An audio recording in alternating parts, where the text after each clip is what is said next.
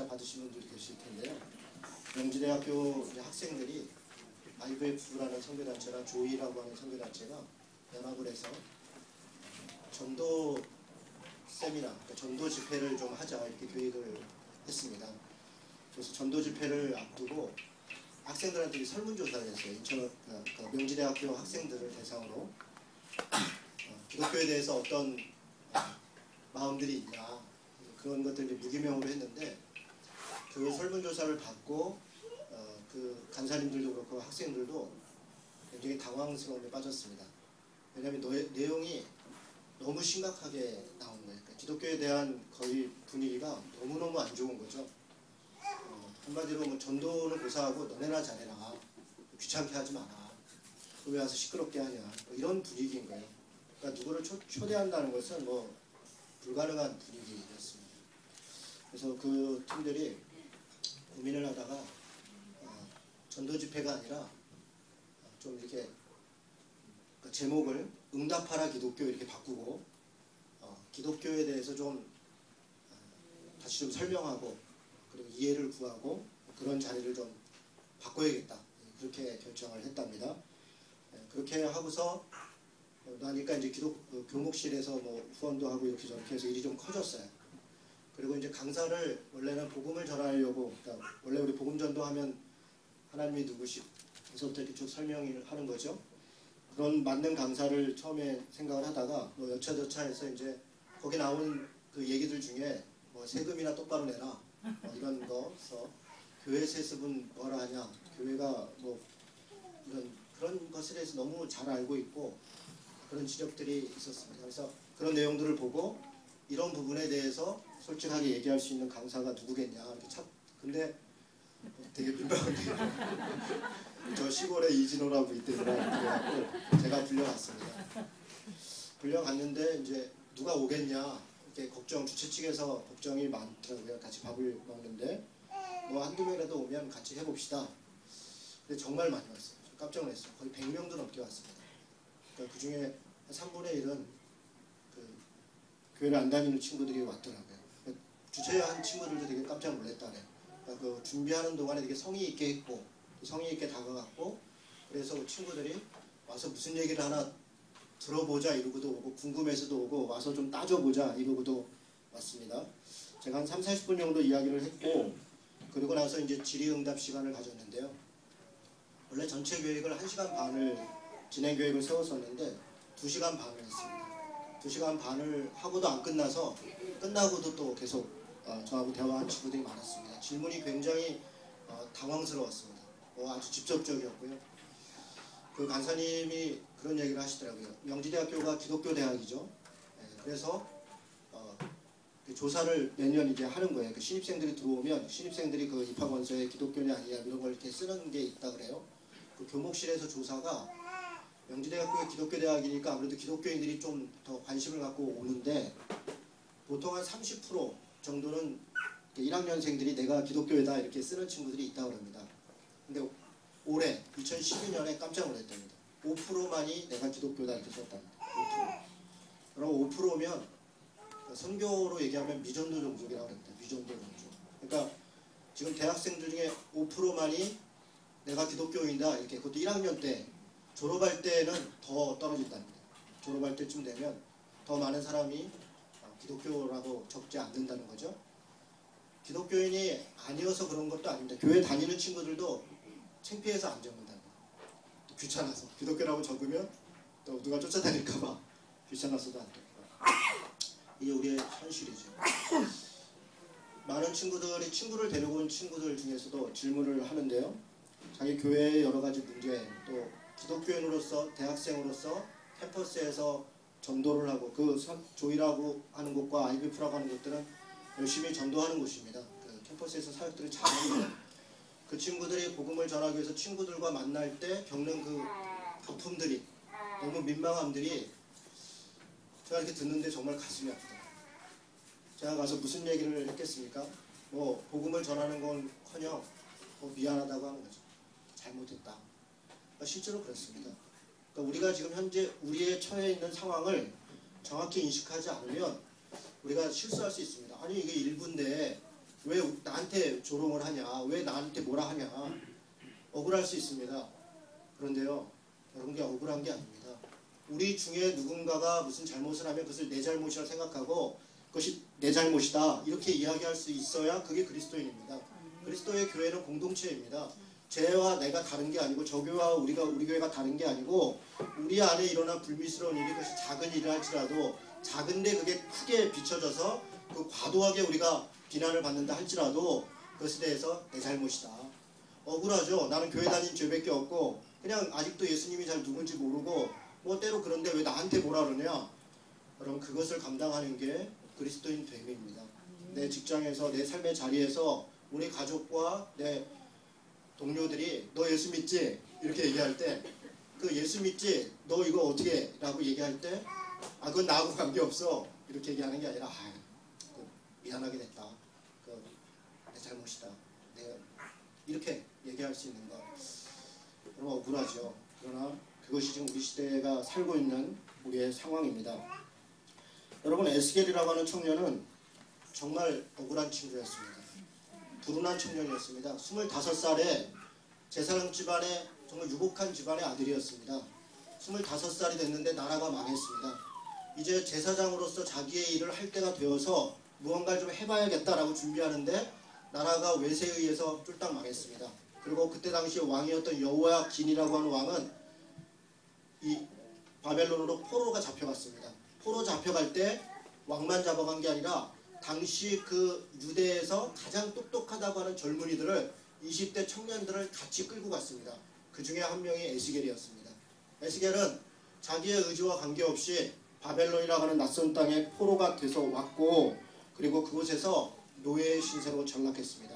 그렇게 잡혀간 사람들은 거기 가서 고급 교육을 받고 뭐 이렇게 새로운 인재로 그렇게 된 것이 아니라 바벨론은 아주 폭압적인 정치를 했습니다. 그래서 싹을 죽여야 된다. 가장 똑똑하고 전망이 유능한 청년들을 잡아다가 완전히 노예화 시켰습니다. 유프라테스강 하구에서 그 바벨론이 진행하는 모든 건축 사업에 돌멩이 만들고 뭐 돌 다듬고 그런 것들 재료 만들고 이런 신세가 됐습니다. 많은 사람들이 원망했습니다. 그리고 그것 때문에 슬펐습니다. 사실 그의 잘못이 아닙니다. 에스겔이 무슨 잘못이 있습니까? 그는 정직하게 살려고 했고 그리고 하나님 앞에 온전히 살려고 했습니다. 그런데 어느 날 그는 노예 신세가 됐고 포로민 신세가 되었습니다. 5년 후에 30세가 되어서 그는 제사장으로 부름을 받았습니다. 제사장 집안의 아들이었기 때문에 제사장으로 일을 시작했습니다. 그런데 에스겔의 마음은 첩잡했습니다. 에스겔서 1장에 보면 첫 장면이 뭐냐면 그가 그발강가라고 하는 곳에 거닐면서 하나님을 바라보고 원망하고 고통스러워하는 장면으로 시작합니다. 그발강가라고 하는 강가를 거닐면서 하나님 도대체 이 시대에 왜 하필이면 이곳에서 나에게 제사장 일을 맡기십니까? 그렇게 원망합니다. 많은 사람들은 노예로 전락했고 그렇게 살아가는 그 삶도 억울한데 에스겔이 더 답답했던 것은 그들이 조금도 회개하지 않는 것입니다. 그들은 바벨론까지 포로 잡혀와서 내가 왜 여기 포로 잡혀왔는가 그것에 대해서 원망했습니다. 하나님을 원망했고 그리고 지도자들을 원망했습니다. 그리고 그 원망은 당시에 앞에 서 있었던 제사장들과 지도자들에게 고스란히 전가되었습니다. 바벨론 에스겔은 그런 시대에 원망과 불평을 들으면서 제사장의 일을 시작하게 된 것입니다. 여러분, 그런데 여전히 거기에 있던 사람들은 자신들이 왜 이곳에 끌려왔는지를 이해하지 못해요. 물론 개개인은 큰 잘못이 없을 수 있습니다. 거기에 끌려와 있는 사람들은 큰 잘못이 없을 수 있습니다. 그러나 하나님 입장에서 바라볼 때 당시 유대는 엄청난 죄악과 불의 가운데 있었습니다. 자기의 조국이 지금 어떤 가운데 있는지에 대해서 통찰하는 통찰력이 전혀 없는 겁니다. 우리가 어떤 상황에 있는가에 대해서 반성함이 없이 그냥 그저 나는 잘못이 없는데 왜 이런 일이 나한테 있는가, 그것 때문에 하나님을 원망했다는 것입니다. 여러분, 그들이 어떤 상황에 있었는지 잠깐 말씀을 좀 보도록 하겠습니다. 여러분, 에스겔 8장입니다.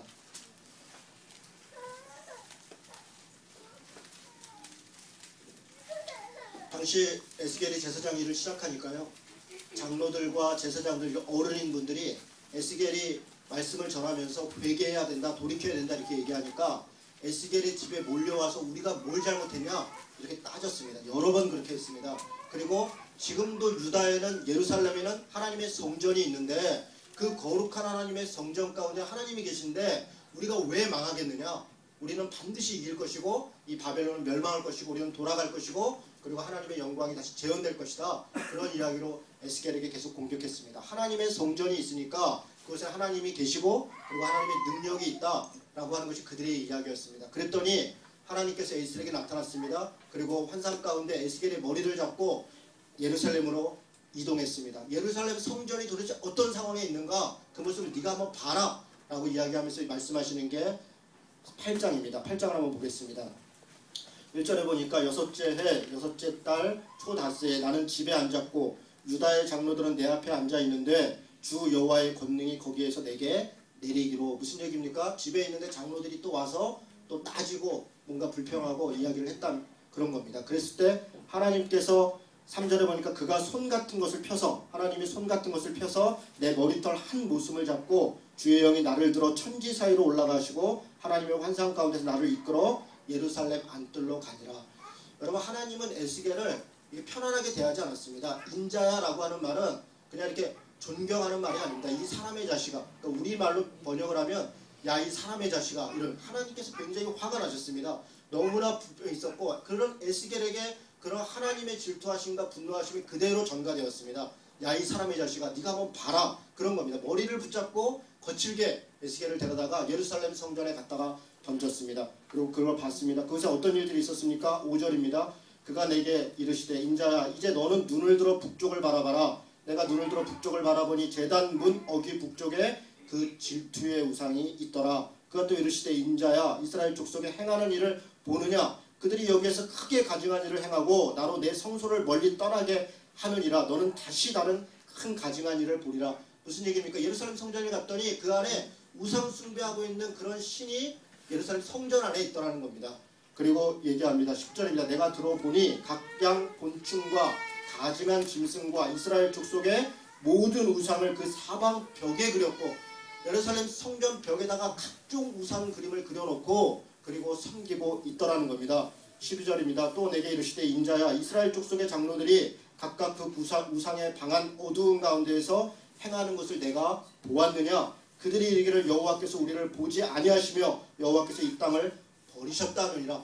그 안에 있는 장로라고 하는 사람들이 하나님이 우리를 보지 않는다 하면서 각종 죄악들을 그냥 버젓이 행하고 있더라는 겁니다. 또 내게 이르시되 너는 다시 그들의 행하는 바 다른 그 가증한 일을 보리라 하시더라. 그가 또 나를 데리고 여호와의 전으로 들어가서 북문에 이르기를 보니 거기에 여인들이 앉아 담무스를 위하여 애곡하더라. 담무스는 누굽니까? 우상입니다. 바알신입니다.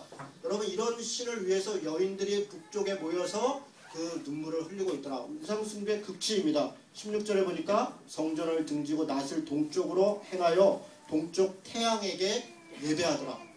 여러분 보십시오. 지금 포로 잡혀와 있는 곳에 제사장과 장로들은 지금 무엇을 믿고 있냐면 예루살렘에 여호와의 성전이 있다. 그리고 그곳에 하나님이 계시다. 그러니 하나님은 능력자이시니까 우리는 회복될 것이다. 지금 우리는 억울하게 피해를 당하고 있다. 그런데 너가 어떻게 해서 우리에게 회개를 촉구하고 있지도 않은 죄악을 이야기하냐. 여러분 그 말을 하나님이 들으시고 에스겔을 데려다가 예루살렘 성전 너희들이 믿고 있는 것을 보여주는 겁니다. 적나라하게 보니까 어떻다는 겁니까? 완전히 우상숭배의 덩어리가 되어 있다는 겁니다. 그런 상황들에 대해서 도무지 인식하지 않고 하나님의 성전이 있다라고 하는 것만으로 그렇게 하나님이 역사하실 거라고 말하는 것이 얼마나 가증한 일인가 그것을 보여주고 있는 겁니다. 성전만 그런 것이 아닙니다. 그들의 삶은 어땠습니까? 여러분 22장을 보겠습니다.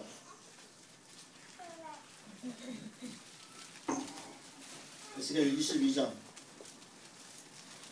그들의 죄악에 대해서 에스겔이 여러 군데에서 이야기하는데요. 특별히 22장 25절부터는 그들의 죄악의 모습을 조금 적나라하게 이야기합니다. 25절입니다. 22장 25절. 그 가운데서 선지자들의 반역함이 우는 사자가 음식물을 움킨 같았도다.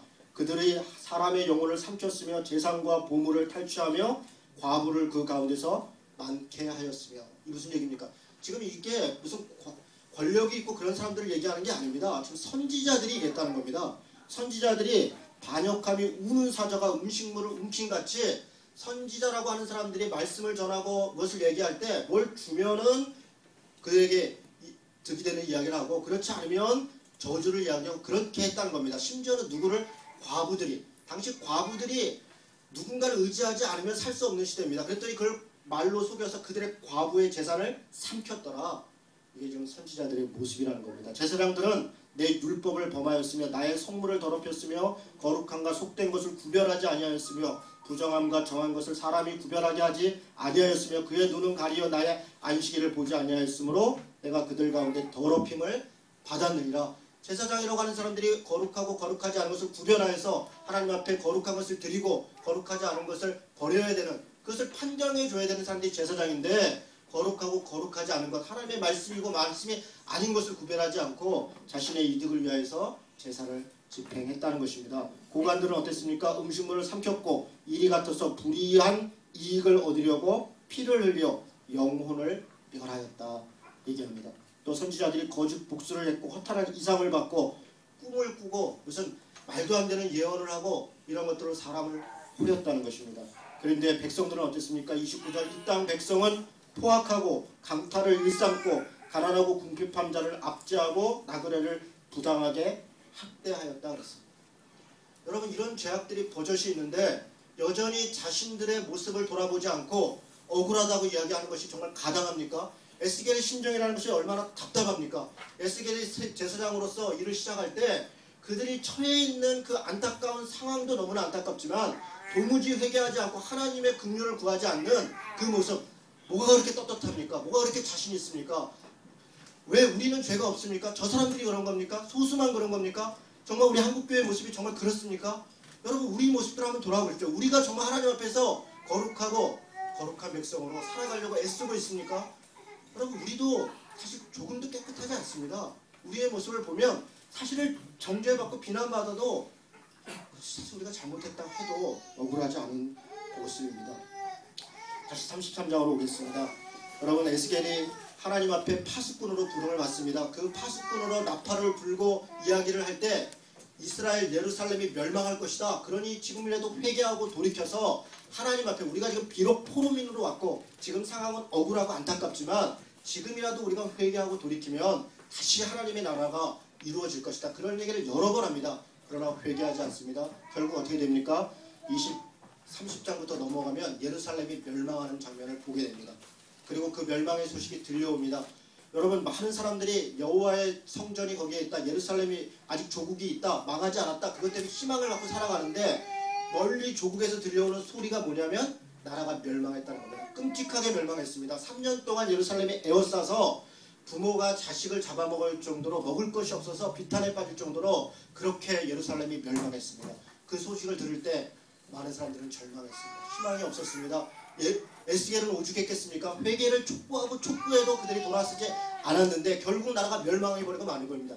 그런데 더 한심한 것은 이들이 나라가 멸망했다는 얘기를 듣고도 하나님을 원망하지 자신들의 잘못을 돌이키는 것은 조금도 없는 겁니다. 여전히 와서 뭐라고 얘기하냐면, 어찌 너가 방정말을 해서 우리가 무슨 죄를 져서 하나님이 도대체 우리에게 이렇게 할 수 있느냐, 그것을 원망하는 이야기를 합니다.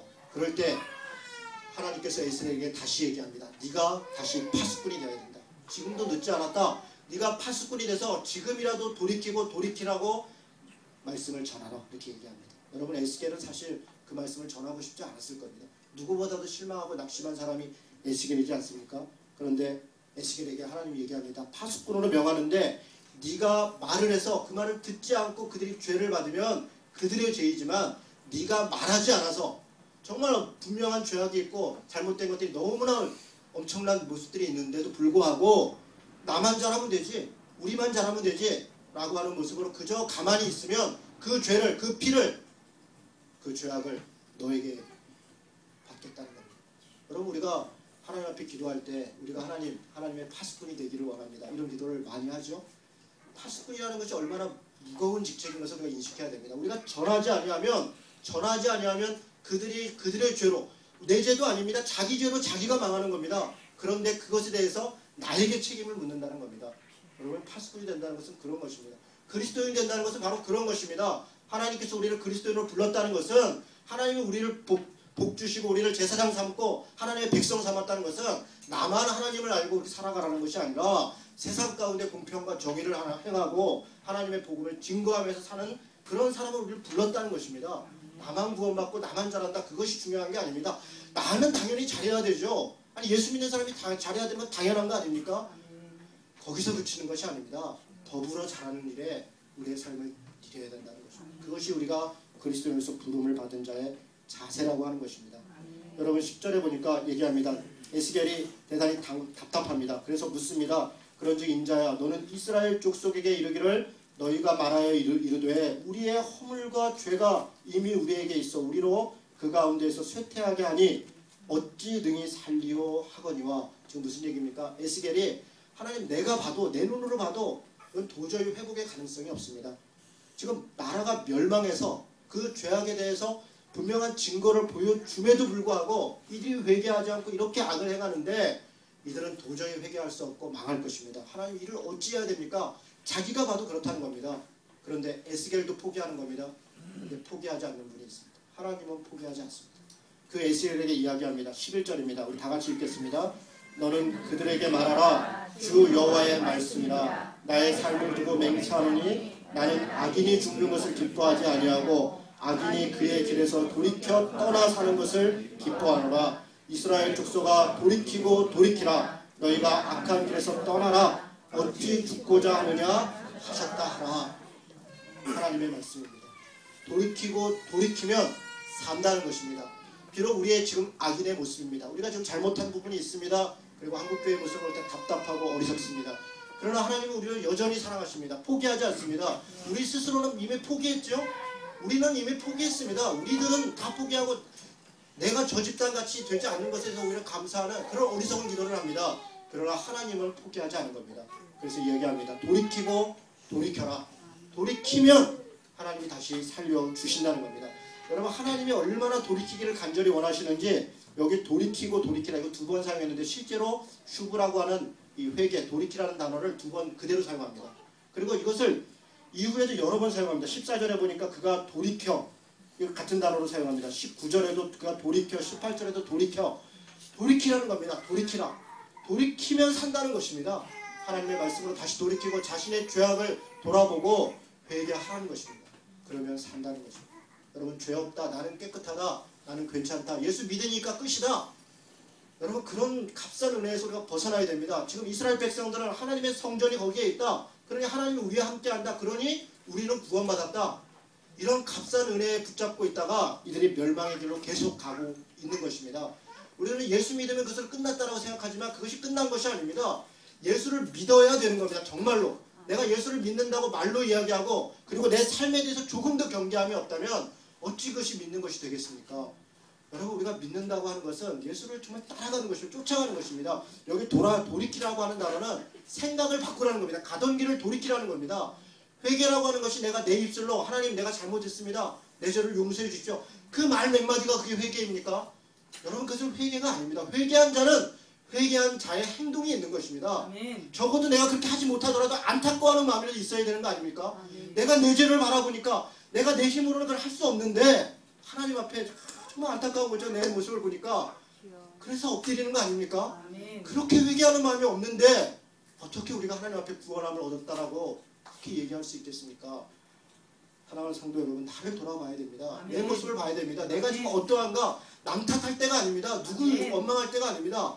내가 어떤가 내 죄입니다. 그래서 우리가 돌이키고 돌이키라고 하는 하나님 말씀을 지금이라도 들어야 됩니다. 아멘. 여러분 교회에 앉아있다고 다 구원받은 게 아닙니다. 아멘. 예수 믿는다고 말한다고 구원받은 게 아닙니다. 아멘. 여러분 구원을 누가 확정할 수 있습니까? 여러분 목사인 저도 제가 구원받았다 그렇게 확정할 수 없습니다. 하나님 앞에 하나님이 내 구원의 것을 날마다 구원을 위해서 두렵고 떨림으로 나아가는 것입니다. 아멘. 우리가 이미 이루었다 함도 아니요 얻었다 함도 아니요 표대를 향하여서 날마다 나아간다 그랬습니다. 아멘. 우리가 너무 값싼 은혜에 값싼 복음에 우리가 절어 있습니다. 그래서 나는 구원받았다 그걸로 끝났다 그 확신으로 산다 물론 좋은 이야기입니다. 구원받은 자의 확신으로 산다면 그 구원받은 자의 확신 가운데 그 삶을 살아야 되는 것입니다. 여러분 그것이 우리 안에 너무 부족한 생각들을 갖게 됩니다. 돌이키고 돌이키라고 얘기합니다. 아멘. 악인이라도 돌이키면 구원을 받을 것이나 의인이라도 돌이키지 않고 자신의 길을 걸어간다면 하나님의 말씀에 따라가지 않는다면 그가 벌을 받을 것이다. 그렇게 이야기합니다. 돌이킨다는 것이 관념적으로 단지 그냥 믿는다는 것을 이해할까봐 아주 구체적으로 여기다 예를 듭니다. 여러분 15절입니다. 14절 15절 말씀을 같이 한번 읽도록 하겠습니다. 읽습니다. 가령 내가 아들에게 말하기를 너는 죽으리라 하였다 하자 그가 돌이켜 자기의 죄에서 떠나 정의와 공의로 행하여 저당물을 도로 주며 강탈한 물건을 돌려보내고 생명의 윤례를 지켜 행하여 죄악을 범하지 아니하면 그가 반드시 살고 죽지 아니할 것이다. 여러분 이 말씀이 여기 왜 있겠습니까? 돌이킨다는 것은 그냥 관념적이고 생각으로만 있는 것이 아니라 실제 행동이 달라져야 된다는 것입니다. 그래서 자기의 부족한 것들을 돌이켜서 그것에 대해서 죄가 있으면 죄의 대가를 받고 갚아야 될 게 있으면 갚고 그렇게 하는 것이 우리의 달라진 모습입니다. 여러분 여러분이 지금 있는 가정에서 혹은 직장에서 내가 이제 예수 믿기로 결단했고 하나님 앞에 나아갔는데 다른 사람들이 너 예수 믿기 전하고 정말 많이 달라졌다. 너 진짜 애쓰는 모습 보인다. 그렇게 평가받지 않는다면 우리가 예수 믿는다는 것이 사실은 의미가 없을 수 있습니다. 여러분 생각해 보시죠. 동일한 거예요.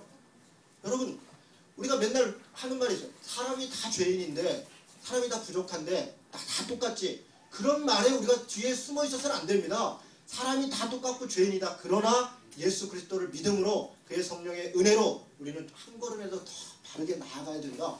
그 마음을 가져야 됩니다. 아멘. 그것을 위해서 노력해야 됩니다. 여러분 더한공동체교회 오셨습니다.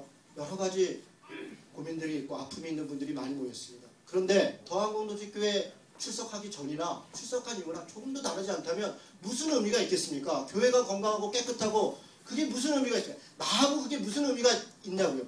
내게 그게 무슨 의미가 있겠냐고요? 아무런 의미도 없습니다. 아무런 의미도 없습니다. 내가 어떤 그리스도인이 되느냐가 더한공동체교회에 출석하는 의미입니다. 정말 단순하게 사는가, 작게 사는가, 더불어 함께 사는가, 그것이 우리 신앙의 내 삶의 자리에 있어야죠. 교회에서는 누구는 못합니까? 교회에서는 다 잘하는 것입니다. 교회에서는 다 착해 보이고요. 천사 같고요. 여기 둘러보시죠. 누구 한 사람 나빠 보이는 사람 누가 있어요? 다 착한 겁니다. 문 열고 나가면 그게 진짜 모습입니다. 내가 다른 사람에게 어떻게 하는가? 하나님의 말씀을 맡은 자로서 어떤 삶을 살려고 애쓰는가? 그것을 위해서 돌이키라고 이야기하는 것입니다. 16절입니다. 그가 본래 범한 모든 죄가 기억되지 아니하리니 그가 반드시 살리라. 이는 정의와 공의를 행하였습니다. 돌이키면 반드시 살 것입니다. 지금까지 우리가 하나님 앞에 죄 가운데 있었고 부족한 게 있었고 그래서 어려운 데 있었고 때로 고난도 있었습니다. 그러나 돌이키면 반드시 살리라. 돌이키면 반드시 살리라. 이게 주님의 말씀입니다.